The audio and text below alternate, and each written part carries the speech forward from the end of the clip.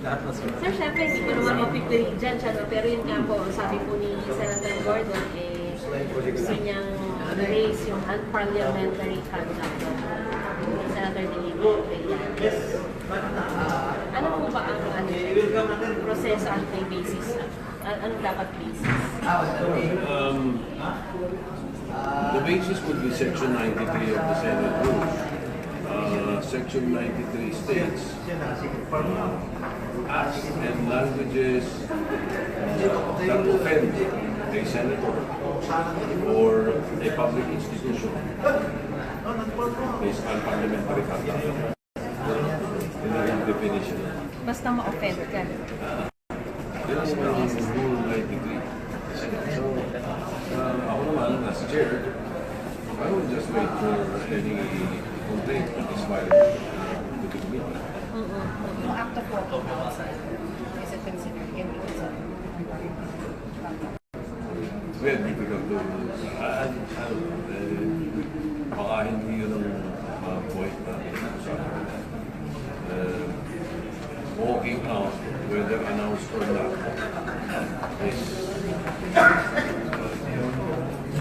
is a prerogative of any member present. Sir, wala ba? Ano lang yan, depende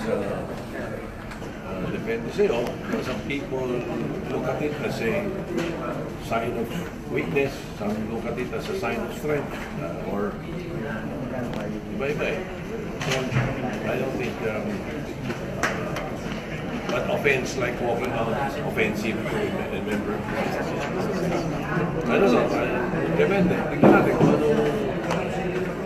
Right now, that is because member then complain at parliamentary Sir, nababanggit niya yung yung mga statements and also yung presenting daw as solid witness. Statements, gano'n, that's a different story. We'll have to look at it. Mahirap naman yung at face value lang or kung ano lang yung marinig natin. I-prejudge na natin right now. Sir, wala bang effort na parang pag-usapan niyo since pare-pareho kayo nasa budget? I'm sure meron. I'm sure meron. At saka siguro pwede naman mapag-usapan yun. Sir, historically, ganun ba yun? Parang tinatry na lang pag-usapan. Meron na ho ba talagang naparusahan dyan?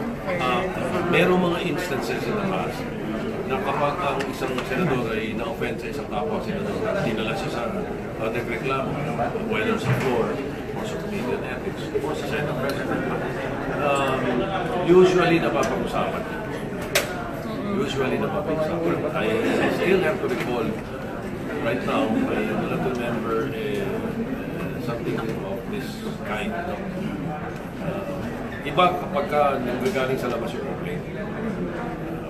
Ibang dating there's no way the chair or any member of the committee should go out of his way to talk to the complainant para regulahin lang. Sir, kaya. Hindi maganda. So yung complainant, na mayroong outsider ng complainant, then the committee discusses the contents of the complaint. Sir, yung pagpatay ng microphone ng kapwa senador, pasok po ba yun sa unparliamentary access? Kung na-offend yung senador, sapagkat, as I said earlier, Section 93 of the rules state that unparliamentary conduct is defined as acts or language that offend a senator or a public institution. And that is a ground for ethics. Depende doon sa nagre-reklamo. Pero pwede yun. Pwede. Kailangan po ba may complaint mo na hindi pwede mag-motorcopio investigation kasi? Pwede, pero I'd rather not. Why, sir? Siyempre, you have to be neutral, impartial. Pero sir, as majority leader, maayos niyo ba ito ng kayo-kayo lang since membro naman pareho ng majority? Pwede. Siguro susubukan namin. I'll talk to the Senate President. Sir, kaya sa tingin niyo? Kaya maayos? Pwede naman siguro. I'll talk to the Senate President. Sir, sorry, sir, meron na mo ba nasabi si Senator Gordon na may plano na siyang iakyat sa next committee? meron siyang nabanggit na parang gano'n. Not directly na sinabi na sa akin. Meron mga tatlo, apat kami nag-uusap and he mentioned something to that effect. Ganun lang. I think his original thinking was that he will bring it to the Senate floor so that people can talk about it. That was his original thinking. I don't know if I got him right. And then, sir, kung laman siya ng privilege speech na tapos hindi ma-refer sa ethics committee, so that's automatically considered as a complaint? Yes, definitely we will hear or we will meet to discuss it. Pero this is something, sir, that you think can still be fixed? Oo naman. Oo, kasi apologies are always normally accepted. Senator, ano lang, update po sa second complaint versus the ano po yan? I already gave the members a copy, even the ex-officio members were given a copy.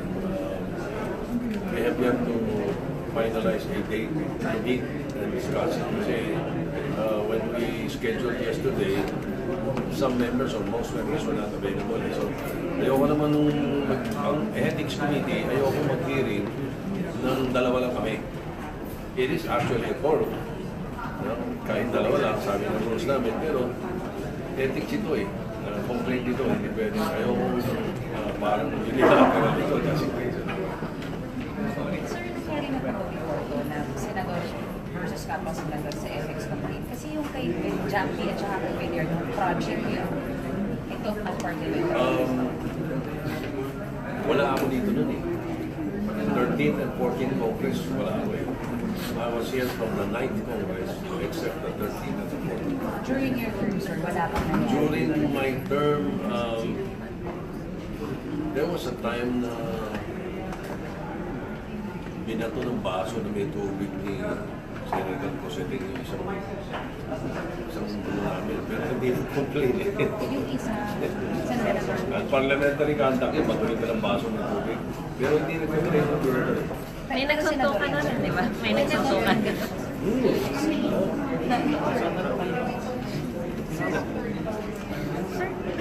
Pero yun lang natatanda ko, I don't remember the other times.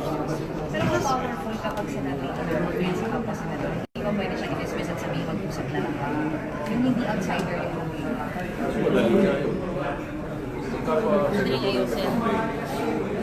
Mas madali pag-usapan. Sir, paano pala yun? Sabi rin ni Senator De Lima na offend siya. So, possible na pwedeng mag-complain siya, mag-file siya ng complaint. So, medyo... Offense eh. Kaso, komplikado. Mas magiging komplikado yun. Hindi rin. What we have to do is look at it, decide.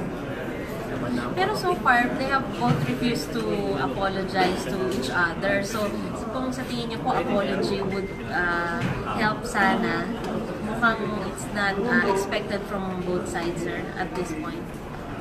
At this point? Well, at this point. Would you Perhaps, I recommend? don't know. Would you recommend na gano'n na? We have to probably look at the context really muna of what really transpired. And then we can safely say, ito dapat na kausapin natin. O si ganun dapat na kausapin. Pero Kung gusto natin, huwag nang lumaki. personally, would you recommend na gano'n na lang? Apologize na lang, pag-usapan na lang nila. I'd rather not say that. I'd rather not comment on that. May efforts. Baka may ma-offend. May efforts na sa leadership na pag-usapin yung mga grupong concern. Wala pa, ngayon pa lang kami nag-uusap ni Senate President. Hindi namin na pag-usapan kahapon ng mga busy. Kasi maraming na pending kahapon from the open and close of Monday because we were mourning the death of Senator Liam kasi tradition. So lahat na nakapending ng Monday nalipat kahapon. So kahapon na ako, masyado na rin busy. So hindi namin pag-usapan. Ngayon, I don't think we'll stay long in the session today because later on we will be celebrating the centennial of the Senate. So kailangan maaga kami, the Senate President is attending old Congress meeting. Hindi kayo bitago? Hindi yata, sir, open eh.